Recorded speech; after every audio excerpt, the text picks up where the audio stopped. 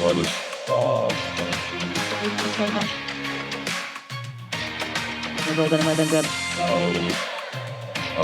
I feel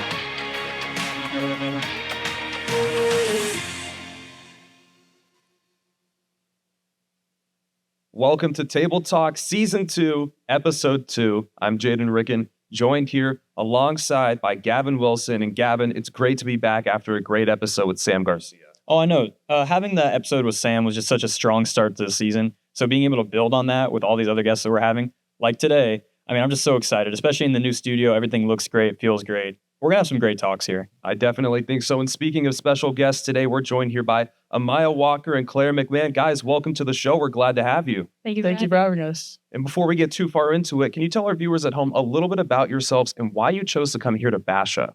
I'm a freshman. I've been playing football since I was 9 years old. I just feel like the coaching at Basha was really strong, and they got a strong team, and I was just really excited to come and play here. Yeah, I've been playing flag football for 5 years now. It's my second year playing girls flag and flag here, and I feel like the coaching is really strong, so I decided to come over here and to give it a shot. We're excited to talk more with you guys in a minute. But before we get to that, some things you can expect on today's episode are during our campus update segment, we're going to talk Basha sports, mainly Basha football today, girls flag and boys tackle. Then we're going to move into some greater scope sports. We're going to talk Arizona sports, college, NFL, NBA, you name it. And then stay tuned at the end for my favorite segment with Gavin Wilson, the Burnt Bear Take of the Week, where we have a hot take. This week, it's not as spicy as last week. Well, last week was kind of starting off strong. You got to have a 100 take and then maybe a 20 takes. You got to even it out a little bit. We'll have some fair takes. If you guys didn't see our last take, go back, watch our previous episode with Sam Garcia. It's worth your time. I think so. We had especially right at the end, Sure, a very great conversation about that. But before we get into that, make sure you check out our previous episodes. Leave a like down below. Whatever you guys want to do, we appreciate your support. But now it's time for Campus Update.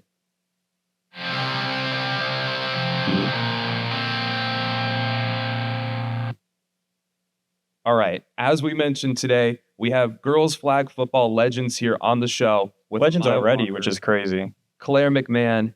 Guys, your bracket for the playoffs is coming out this Saturday. This is your first time going to the playoffs. How excited are you guys for that? Well, I'm really excited. It's my first year here, so just being able to make it to the playoffs as a freshman, it's crazy for me, and I'm really excited for the whole team, and we hope to get really far and hopefully win state. Yeah, actually, I'm really excited. This is the first year. Obviously, me playing 2 years. It's the first year we've made it to a playoffs, and I'm super excited to take on this challenge. What kind of identity are you guys trying to build for Basha? Since you're saying it's the first time you've been to the playoffs, so people aren't really familiar with your guys' game yet, but now they're seeing you on the map, so they want to see you guys. What kind of identity are you guys going out there with? Well, I feel like a lot of teams don't take us as serious coming off last season. So I want them to know that we're here, we want to play, we want to win, and we're serious about this. So I hope every other school can take that and think of Basha as one of the bigger programs and better one. Yeah, I honestly think teams coming here were the underdogs from last season who didn't make it to the playoffs, and I think we're coming in here strong with a new team, and we're stronger, and I think we have a really good chance, but we just have to take it game by game. Mm-hmm. And how important is it to help start this program? You guys are basically starting it from the ground up. You're putting yourselves on the map.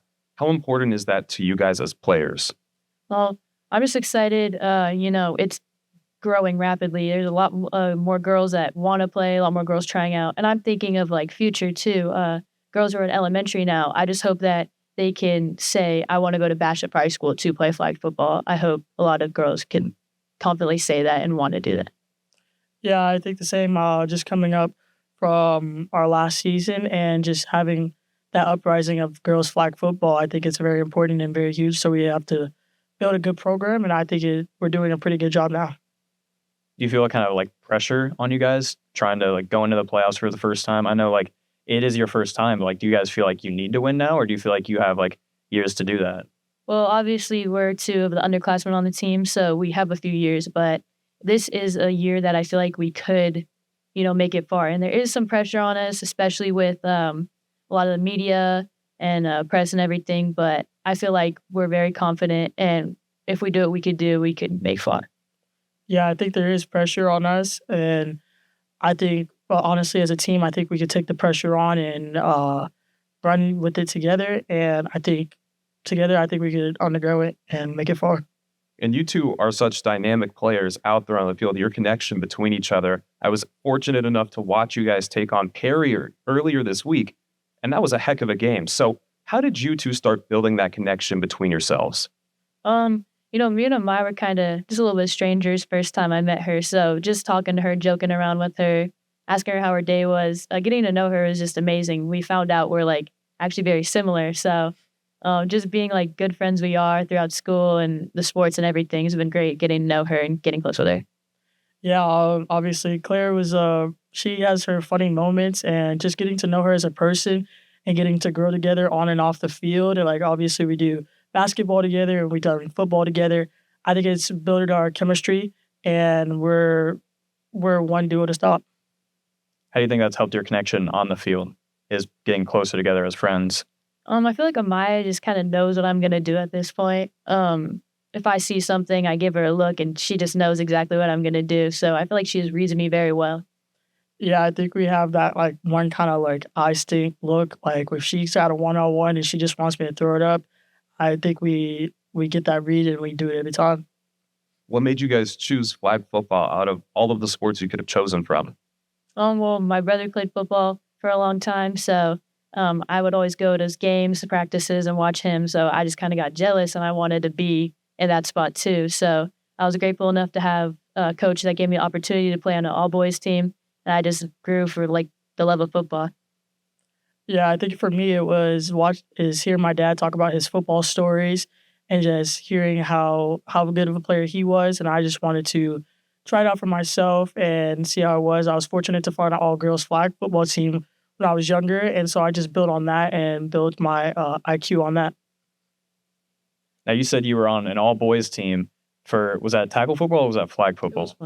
How was that? Like, did it feel like weird playing with all them, or was it like? I definitely got some looks when I would show up to my games. They didn't expect me to like be all good or whatever. I would get You go out there and ball?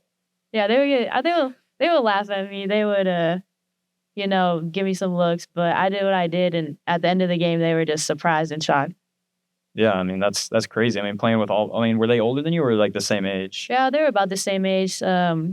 As I started like realizing that I was really good at football, I played up to get better, and they were also just shocked too. So Yeah, that's legit. How important is it then to destigmatize football? You said people give you some looks, right? You're a girl on an all-boys team. To make sure that sports are treated as sports regardless of gender. How important is that? well, I just feel like if someone wants to do something and has a goal, then they should go for that. And how I felt is that I love playing football, and I was going to do that. So whatever looks or, whatever people said to me, I didn't really care. I just wanted to go do what I had to do, and my game backed that up for me. So Anything from you, Amiah, on the importance of, the role of women in sports? I think the role of women in sports, it plays a big role, as like we are mostly like mostly undergone by a lot of things, and like people saying like girls can't play football. Like I think it's given us a big opportunity in like girls flag to prove ourselves and just to play the sport we love to play. And I think it's a great opportunity for us.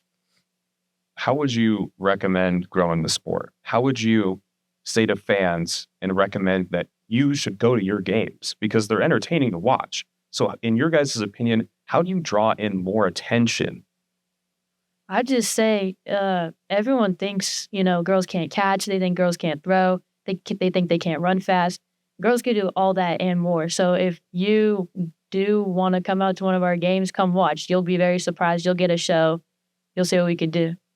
Yeah, I think getting a show is like it's definitely a really good game to watch. I think we put on the show every time.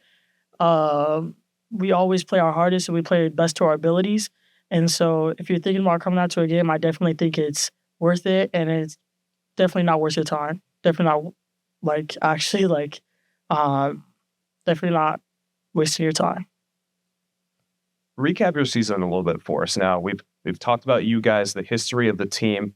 We mentioned earlier, you guys have playoffs coming up, and that's a huge deal. So tell us how you guys have been playing this season and what you're doing differently this time around that's got you this amazing winning record. Well, we started out the season very, very strong.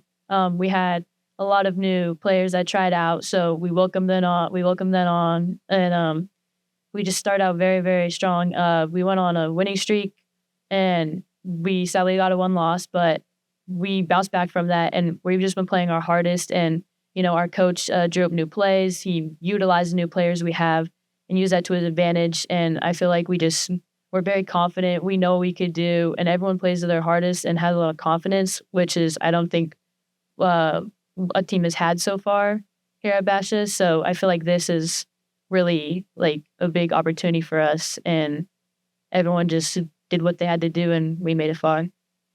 Yeah, I think it definitely was like a roller coaster going in a couple games. It wasn't easy winning a bunch of games, but I think we all worked together as a team. And I feel like as a team, we have something different like people like other teams don't have. I feel like our chemistry is a whole team on and off the field is extremely strong. And I think we're all like a big old family. And it's just so fun to be around. And it shows on the field how we all work together and we all have our chemistry. So it definitely reflects into our scores and our games.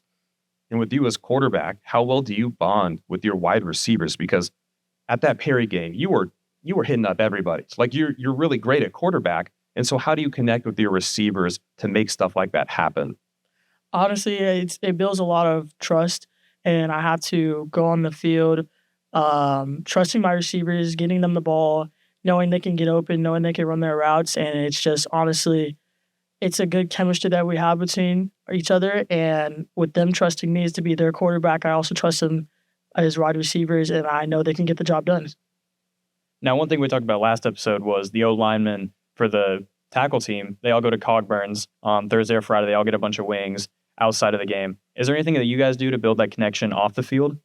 Honestly, feel like bus rides is where we really build our connection in practices. After every game, you're gonna hear the speaker in the back of the bus. You're gonna hear us yelling. You're gonna see our flashlights flickering everywhere on the bus. But I know a lot of girls on the team go get wings. They get stuff after practice. Everyone drives each other around. Some of the underclassmen, don't have cars yet. They get rides. It's just everyone has different bonds, but like at the end of the day, the whole team is just as close as anyone else on the team. So. Yeah, I definitely think those bus rides are like the loudest bus you'll hear in Arizona. Really? Yeah. That's a big statement. Yeah, we are one crazy team, but at the same time, we're one big family. Like, we all have great chemistry with each other. There's not one person on the team that's odded out. We're all a whole big family, and we appreciate that bond we have with each other. I know with football that Perry's Basha's biggest rivalry for tackle football. Would you say the same for flag football, or is there a different team that you guys really have a strong rivalry with?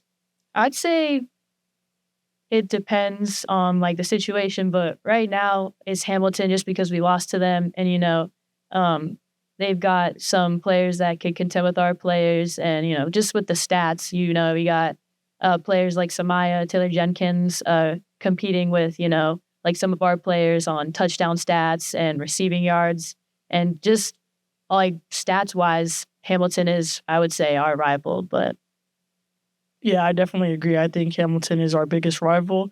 Obviously, taking a loss to them, it was our one of the season. Obviously, if we see them in the matchup for playoffs, I think it would be a different score, and I think we could have the chance to take them on. And this Saturday, the football brackets come out here. It's hosted at Basha High School this time. That's for flag football and for tackle football. Do you guys foresee yourself taking on Hamilton in the playoffs? We hope to come out on a different side of the bracket as Hamilton, so we can meet them in state. So I feel like we will be our hardest contenders, but we hope to make it far and see them in state and get that win. Yeah, I think hopefully if we stay the seed we are, we'll be on opposite sides. But I think if we win game by game and take it slow, I think we could definitely see them in a different spot. Do you feel like the underdog going into that Hamilton game, going as they're so highly ranked in the nation and the loss last time? Yeah, obviously we took the loss to them, and it wasn't a pretty score, so everyone's going to think it's going to be the same, but we're working really hard, and we have confidence to go out there and get another win. Yeah, I definitely think we're the underdogs going into this one. With people so caught up on the score last time, I think us taking them and giving them a good game and running for their money, I think we have a good opportunity. Yeah. We talked a lot about your guys' bond between the team, all the things you do. Are you guys close at all with any of the tackle players? Is there a sort of bond between those teams at all? Um, I think a lot of the upperclassmen have some bonds with them, just going to school a long time with them. But I just say they come up a lot, just like comparing each other. Like I could say Amiah is, can throw a good spiral like Brody Veers, or I could say something like that. But friends wise, I wouldn't say, first name basis thing. I don't know about that. But they're really, really great people. And, they'll smile and give us a wave when we see them. But yeah. Yeah, I compare my O-line, Marley Stamps, to Sam Garcia all the time. I think that's our little connection thing. But I think we give them respect, and I think they give it right back. But same as like Claire said, I think on first name basis, I think we're just all like cool, I guess. I like that comparison thing, though, that you guys all, say, oh, It's like one player is another player. exactly, he's the Sam or he's the Geo. I hope one day, though, that could also go the other way. Hey, he's the Claire of our team. Because, it's impressive from both sports. I think that would be cool to see if it could eventually go both ways. With your knowledge of tackle football, how do you guys feel for Basha going into the playoffs in a few weeks? They have the Perry game this Friday. Do you guys feel confident in them? I've watched a lot of the game this season. Gio Richardson's going crazy this season. Brody's doing really good coming, out of the shadows of Jamal Williams, but he's proven himself. So I feel like they'll do really, really well this Friday. And, I'm very confident in Basha's O-line. I mean, a lot of them have offers. A lot of them are going crazy. And not to mention, like, their defense and everything. I just feel like they're going to do really good and win really far into the playoffs, too. Yeah, I definitely agree. I think taking on Perry and Basha being ranked really high nationally right now, I think they have a pretty big shot on winning this game and taking it extremely far this year in playoffs. Do you see Basha moving up to the number 1 spot in the open division or remaining at 2? They'll go to 1. I have confidence in them. They really well coached, really good players. They're just beasts out there. So yeah, I definitely think they'll move to the 1 with all their good players on their team, their amazing coaches, and the hard work they put in. I definitely think they can do it. Well, I mean, we should be 1 right now, but we're not going to talk about that. But My final question for you guys right now is, you can answer it both ways too. For yourself and for the future of the sport, what do you see for girls flag football? Are there opportunities going into college and doing it as a career? And if not, do you hope to see that? I know the NCAA mentioned they're making it a Division I sport this April. I feel like it'll start out very, very slow, but it will eventually grow and there will be, bigger opportunities. As of professionally, right now there's, I would say, only out of country things and not really a lot of opportunities, but it's slow. Everything starts up slow. Girls basketball started slow. All these other sports start slow. So I feel like eventually it'll be a really big opportunity, and I hope a lot of girls realize that and aren't scared to play just because they don't think they will have enough opportunities. Yeah, I agree. I think college is taking it on and taking it as a serious sport now as it comes to different colleges, make it sanctioned in their school. And I just think hopefully to have the opportunity to play in college as well and just to get the opportunity. And I think people who want to try girls flag, I think it is a very fun sport to play and just not to be scared to come out. I think it's a great opportunity for just to learn the sport and just have fun.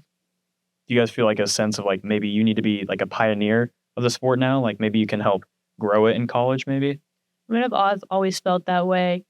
Just pulling up to my game when I was younger and just seeing all those little girls pointing and seeing, oh, it's a girl. I hope they realize that they shouldn't be scared and they should come out and try to do that because there's going to be opportunities. It's going to grow. So they definitely should not be scared and try it if they want to.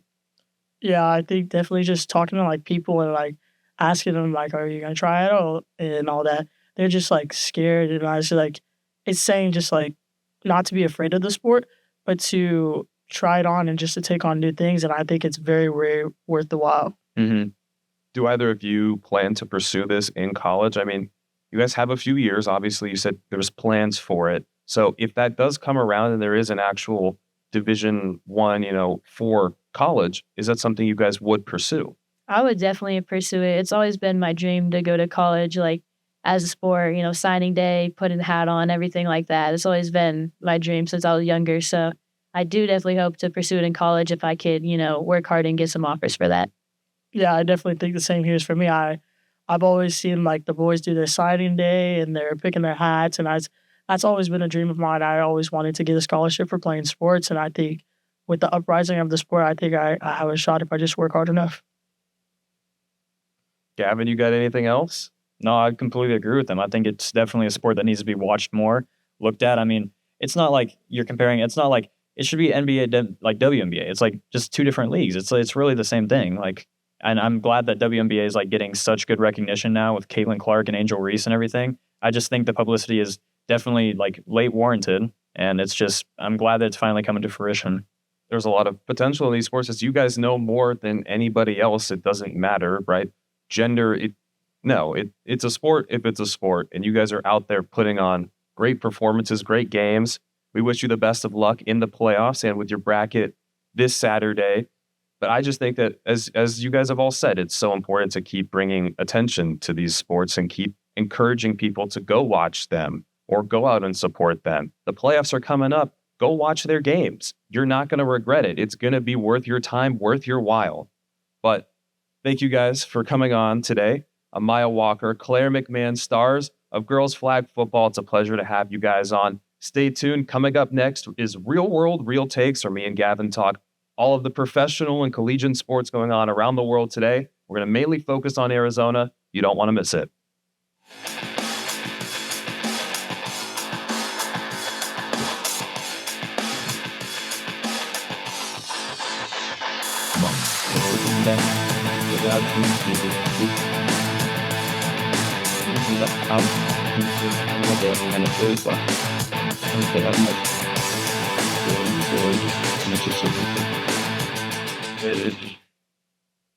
Second episode of Real World, Real Takes. Gavin, last time we talked about a lot of sports. Kind of went everywhere a little bit, but I mean, that's kind of how the sports world is, honestly. Yeah, you got to cover everything. But today we really want to hone in just on Arizona's Home base. Exactly.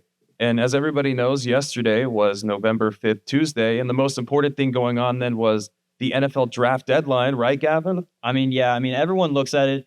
Trades go on during the season, maybe week 1, week 2. But week 8, week 9, that Sunday, following losses, maybe teams kind of realize that these players, like, their season isn't going anywhere. They need to get draft capital now. Usually aging players like Zadarius Smith to the Lions, he's like 31, 32. He's not the greatest, but, you're getting what you can out of him. Sure. So, I mean, it just makes sense for teams like, and especially for those teams like the Chiefs where they traded for D-Hop. I mean, sure, he's an aging star, but, like, come on. Like, you're gearing for a playoff run, gearing for a Super Bowl run. Get the players you can now for cheap, so then you don't have to sign them in the offseason for expensive money. And I think that was a good pickup for the Chiefs anyways. Oh, yeah, 2 touchdowns. I mean, 2 touchdowns. They got him for a pretty great price. Yeah. And they were already struggling with a lot of their receivers. I mean, Rashee Rice goes out with a torn ACL, probably out for the year, maybe for the Super Bowl, but you don't really want to hope on that. I mean, they were Xavier Worthy, but, like, he's a gadget guy. Let's talk about the Cardinals, Gavin, in their season. So Very up and down. I mean, give me your thoughts on them overall. Are they actual contenders in the playoffs, or do we see them as a wild card exit? I think the most they can go is win maybe a wild card game against an injured team. But if they face a team like the Lions, I mean, they're going out. I mean, the Lions have like too explosive an offense for the Cardinals' horrible defense to go against. I mean, like Zavine Collins has just been a horrible pick. I mean, 2-3 years now, top like first round, he just hasn't been good. The linebackers are bad. They have no D-line really. I mean, their cornerbacks are. I mean, Budda Baker's like it's like that picture with the Bugatti and like the really bad house. It's like Budda Baker and then the rest of the Cardinals defense. It's pretty bad. But I mean, their offense, it's been a little lackluster. I mean, Trey McBride's been great, but I think he already had a concussion this year. I mean, Kyler Murray and Marvin Harrison Jr. just need to get on the same base. Otherwise, the offense isn't going anywhere. It's the same as it was last year. What would you do then if you were the coach, if you were in that Cardinals front office? How would you get those two to, click a little bit more? I would tell Kyler Murray to get off the game, stop playing COD. I mean, I know COD, I mean, Black Ops 6 just came out, but like, come on, you have Marvin Harrison Jr., Maserati Marv. You got to throw the ball to him. But I mean, all jokes aside, you got to get like just team build. I feel like that's what it is. They feel like they're just not on the same page. They are like in like two completely different worlds. Kyler Murray's on Earth, Marvin Harrison Jr. is on Mars. Get a spaceship to be able to get them together, you know? Okay. I think they can do that. And if any of you are familiar with what Gavin was just referencing, Call of Duty, right? It's a big video game. And every time they release a new game, up until this year, Kyler Murray's stats drastically drop whenever it releases because a lot of people think he's busy playing it, more focused on that game than the game. But this year, it released and they went out and beat the Bears. I mean, he's been good. I mean, Kyler Murray hasn't been bad. Like, I know I'm talking about Marvin Harrison Jr. and how the Cardinals have been up and down, but Kyler Murray's been good. I mean, not MVP talks from like 3 years ago, but he hasn't been bad. Like, definitely like top 10 in the league. And especially last week against the Bears, if you look at the stat line, obviously Kyler Murray had, I think, maybe a little over 100 yards, but that's because their running game was dominating the game. He had no reason to pass. That game, it makes sense. But then on games where you're down, you got to get up and you got to connect with Marvin Harrison Jr. But I mean, I don't know. They just need to figure it out. I think they just need to go over the playbook. They said they talked before this week. I don't think they talked very much then because it didn't really work out. But I think it's already week 9. It definitely should have been figured out by now. And I mean, the rest of the offense is clicking. So I don't know what's going on between them. You guys heard it here first. Gavin Wilson thinks that the Cardinals could potentially make it through the first round of playoffs. That was a big maybe. All right. That was a big maybe. If you're basing your fantasy picks off of Gavin, make sure you can watch this back and you can blame him if the Cardinals don't end up doing that well. Fantasy only go for James Conner, Trey McBride. That's all I'm saying. All I'm gonna say. Let's talk about the NBA too. The Suns, the season started. It was starting the last time we had our episode. And now that you've kind of seen, it's still early. Way too early to really determine Very, very anything. early. You know, injuries, trades, plenty of stuff to still go on. But with those first few initial games down, and the Suns, what are we thinking with them this year in that team? I mean, they look legit. I know we're only 7-8 games in, but they look legit better than we did last season. I mean, we have Ryan Dunn. He's locking dudes up. He locked LeBron up in the dungeon. I mean, Ryan Dunn, Dungeon. I mean, come on. I get it. Sickest nickname out there. I think better than the King. But all right. I'm not going to get into LeBron. Don't bring up LeBron. But I mean, they've been good. I mean, offensively, Durant and Booker look lights out. They're crazy. I mean, I think Durant just had a 35-point night against the Sixers. So I mean, I'm going to go see him this weekend against the Kings. Good playoff team, division rival. I mean, their offense, I'm not really worried. I mean, adding Tyus Jones from the Washington Wizards, I think, just really opened up the offense because you have a real point guard who can dish out the assists. You're not having Booker and Beal take the ball up. I mean, they're scorers. They don't dish it around. So, I mean, that's what I think. So is Kevin Durant escaping the curse of being an aging star? Do you think that he still has what it takes? I think he has another 2-3 years in him at least. I mean, everyone was saying, I know the controversy around the trade. Everyone was like, oh, the Suns need to win now, win this season or next season. If you think about it, that trade was like a season and a half ago. We already have almost 2 full seasons with Durant. I think he's really clicking with them now. And once he gets into his groove, he's one of the best scorers out there. Honestly, top 5 all time, maybe. Top 5 all time? Potentially. I mean, We're not at the burnt bake tear of the week, take of the week yet. that's not a burnt bear. I mean, that's a cold take. That should be like true. That's just true. 5. He's 7 foot tall. I mean, come on. Like, what is he supposed to do out there? He can score in the paint, score at the elbow, score beyond the arc. Like, what else do you want him to do? Get on a winning team, not team hop. Okay, well, that's fair. All right. I mean, the Nets was not a good look. But, I mean, I think after the Warriors, now he's coming to a team like this. Now, this is a little bit of a super team. A little bit. People throw that word around a lot. When he was on the Warriors, That was a super team. You have good players on the Suns. Super team. People throw that out so much. You got to be a little 1 to 2 good players in a super team. Yeah, a good team. Yeah. What happened to that? What happened to just saying they have a good No, it's either you're a super team or you're the Charlotte Hornets. No disrespect, but full disrespect. What did the Ball brothers do against you? I mean, Hornets? Lonzo's playing for the first time in 15 years? Okay. I think my thing with the Suns right now, and kind of as a fan, the reason I've really distanced from them as I become more of a Lakers fan, is I just feel like this trade still really changed up the team significantly. And you haven't seen the results. You think about like a short-term success trade. Think the Bucks with Brady. You're getting Brady 2-3 years. You Won a Super Bowl first year. Exactly. You go out, win a Super Bowl with them. That's the plan. Kevin Durant was a big trade. You expect a big reward, right? Getting back Championship to the end of finals. season, honestly. That's what I was thinking. But we haven't seen that yet. And I don't know if we'll see that this season. And I don't know that if we don't see it this season, how much faith fans really have left into, oh, okay, we'll just wait one more season. New coach. I mean, that's all any team does is just fire the coach. But I mean, it's not always the coach. The players are the ones playing the game at the end of the day. I've always stood by it. I think that we'll look back on that trade as a net negative for the Suns. I mean, come on, you're getting like 1, 2, like what is it, like Kevin Durant and any picks at all? I mean, it was just a lot. It was a lot of capital on a team and a lot of reworking to now have the Suns in a position where you feel like you have all the puzzle pieces you need to win. they're not clicking. I don't No, know.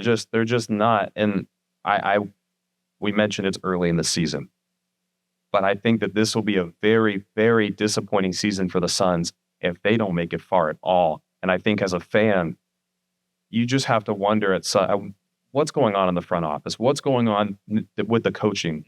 Why do we have the best pieces and we can't win? And as a fan, it's frustrating because you don't know what they're thinking. You don't know what the front office is trying to do. You don't know what the coach is trying to coach. And I just don't know how much faith I really have left. I mean, obviously the Suns were bad for a while. Until 2020, the bubble, they went 8-0. That's when fans really picked it up. They're like, hey, this team might be competitive now. And then everyone stepped up the next season. Obviously, we made the finals. That was a crazy run, but we did unfortunately lose to the Bucks there. I think ever since then, it's kind of been downhill. I mean, the Suns have been trying to be a mainstream team since then. I think we really need to tone ourselves down. We're aiming too big, and we've only made one finals run in the last, 10 plus years? So I think we're aiming for title or bust, but we really just need to be progressing every single season. After that finals run, I mean, it's just, I agree with you with the trading for Kevin Durant. It's going to be a net negative, obviously. You get one player for, 4 or 5 picks and 2 or 3 of your all-stars. Yep. Like, you're getting rid of Cam Johnson, one of the best three-point shooters in the league. Mikal Bridges, defensive stud. Whatever happened with Crowder, he was a part of that trade as well, although He was good. played the season after that championship with the Bucks. But I think that you were very well set there. I agree that they've got to take it increment by increment. And hopefully this season we can see that they've played pretty well. Hopefully they can keep that up. That's all this week for Real World. Real Takes. Coming up next is the Burnt Bear Take of the Week, where we talk the hottest takes in sports. You're not going to want to miss it.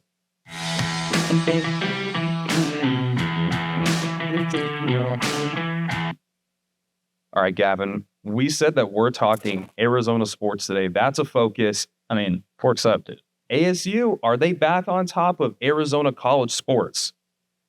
I mean, they're 7th in the Big 12 right now. I mean, that's a little better than I thought they were going to be this year. I thought they were going to maybe be a little bowl eligible, but they already are. So they're looking pretty good.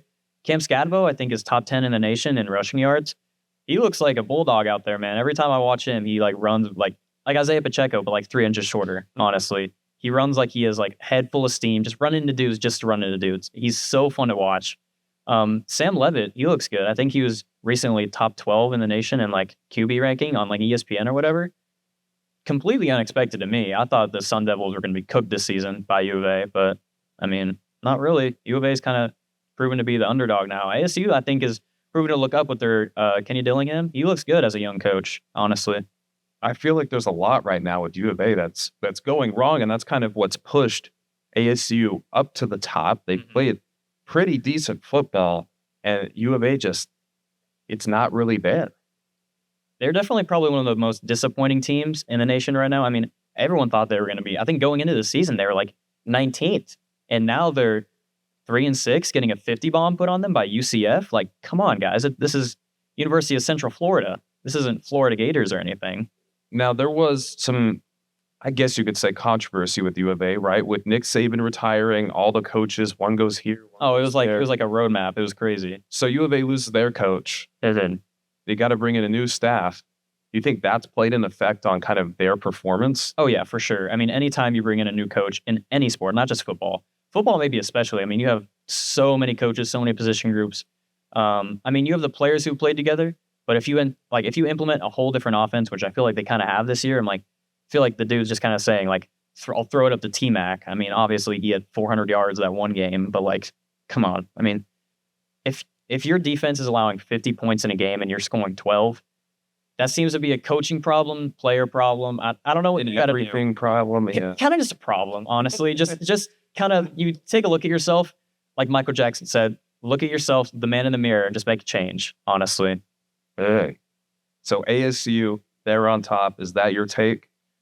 They're on top, but not because of themselves, honestly. Just because of U of A is kind of... So, more so, ASU's not really on top. Everybody else just... They got slid over, and then ASU was like, oh, all right, we'll take the spot now. All right. Once again, Gavin's hot take of the week, ASU on top of Arizona college sports. That's a good take. And once again, if you missed our take last week, you can go back and watch our episode with Sam Garcia on our YouTube channel. Watch through the whole thing or skip to the end. I can't really stop you, but you don't want to miss that take. And we're going to keep balancing it out each week. Some weeks it's going to be really spicy. Some weeks it'll be a little bit more tame like this. But that is all we have for you guys today here on Table Talk, episode 2 of season 2. I'm Jaden Ricken alongside Gavin Wilson. Make sure you guys follow us on all of our social medias, Instagram, X, Twitter. I call it Twitter. Basically Twitter. It's still Twitter. YouTube, subscribe, leave a like, comment down below, post it on some of your other social media, spread the word, right? The only reason that we're able to have this amazing studio this season is because of your guys' support. So the more you guys support, the better we can make. Hey, I mean, maybe more support. Maybe we could even get them on here. We will never get them on. Hey, I don't know, man. I don't know. You never know. I mean, I guess you don't. That's all for today. I'm Jaden Ricken. And I'm Gavin Wilson. We'll see you guys next time.